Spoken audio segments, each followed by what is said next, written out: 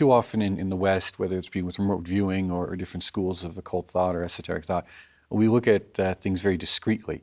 And there's a connection, a continuum between meditation, understanding our own mind, quality of our dreams, our dream state, lucid dreaming, what we call out-of-body experiences, and then ultimately the quality of afterlife survival. It is a continuum. It is not discrete experiences.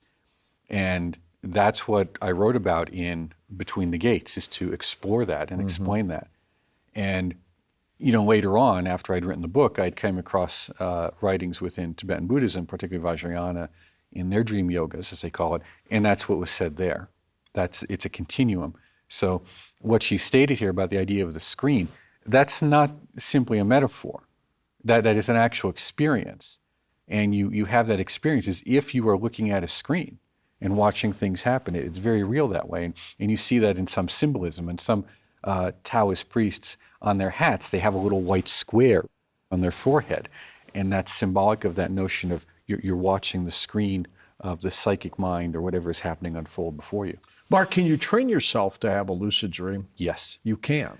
Meditation, how do you do that? Meditation is the best thing because it comes down to being able to relax. Just relax, as she said, and observe. So the more you can relax and observe right here as we're sitting, or as you can relax and observe what's going on in your own mind as you sit here, you just transfer that right over. Slowly, but it transfers over piece by piece into your dream state. Do you have to think about the dream or something before you go to bed? It's very important that you cultivate the strong desire, the intention that tonight I will dream. I will become aware that I am dreaming, and I will take control of my dreams, and I will remember them upon awakening. It's very important that you undertake that 4-step process, and you can say it exactly as I just did. You can just repeat it to yourself as an affirmation over and over again, because remember, you're training your mind to recognize itself, and affirmations are a powerful tool for that. It is an amazing tool, isn't it? Oh, it's just fantastic.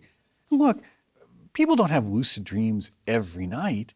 It would be nice if we did. It would be nice if we had these fantastic out-of-body experiences every night. We often don't.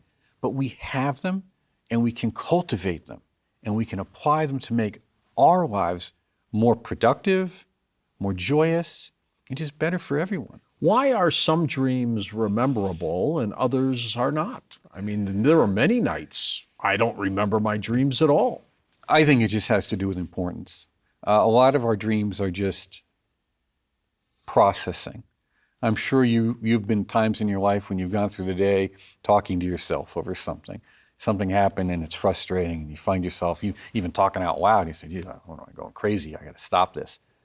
So just as we ruminate as we're awake, we ruminate as we're asleep, and it's kind of a purging process.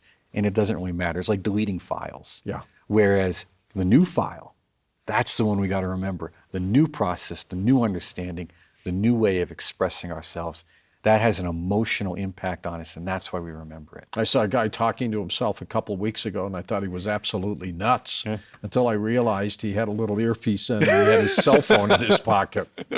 That's happening a lot these days. That's right. And it's funny, we laugh about it, but that kind of distraction that we often have in day-to-day life, that constant distraction, is antithetical to spiritual awakening. And we have to learn to disengage, right, and learn to relax and go within and observe our own mind. And then all these skills happen. Many of these skills will happen spontaneously and naturally, whether it's remote viewing, astral projection, or lucid dreaming. What creates the lucid dreaming as opposed to just a regular dream? And when I have regular dreams, Mark, maybe you can explain this for me. I'm learning just talking to you. I feel as if I never see myself. I don't see my hands. I feel like I'm looking in a window at whatever's happening. That's how my dreams are. Lucid dreaming is a little different. I feel a little bit more involved, but I still don't see George in the dream. Why is that?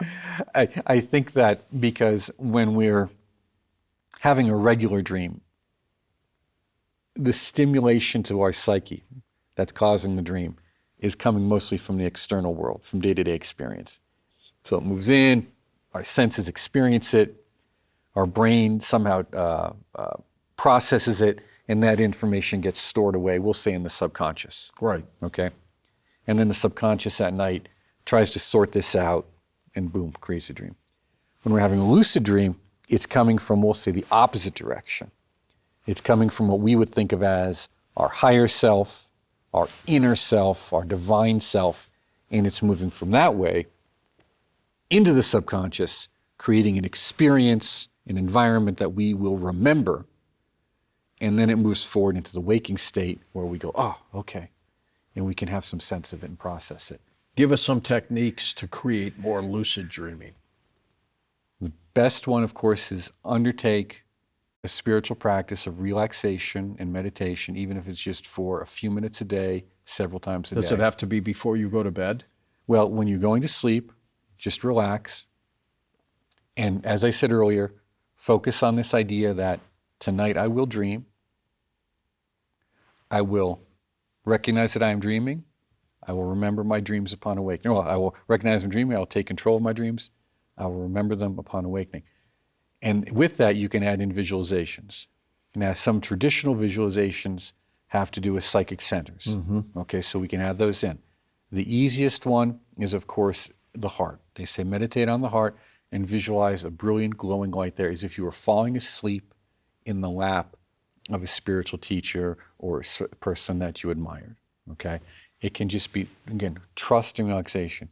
When you visualize this, though, and this is critical for people, you want to visualize this brilliant, brilliant light, so bright that it's as if it fills the room you're sleeping in. I've noticed when I've spoken to people, if they just do the affirmations and focus on their heart, they'll probably have the experience. But if they visualize the light as this giant sphere surrounding their room even, bigger, brighter, the better, that will help trigger it. And when I've asked people, and we've talked about it, it has to do with just the words, the very words we use. Enlightenment, illumination, okay, lucidity. It's the act of visualizing clarity that helps to stimulate the clarity in our own mind. And if you just practice that, the greater, and same thing with your language. The language is affirmative, it's definitive, and yet it's relaxed.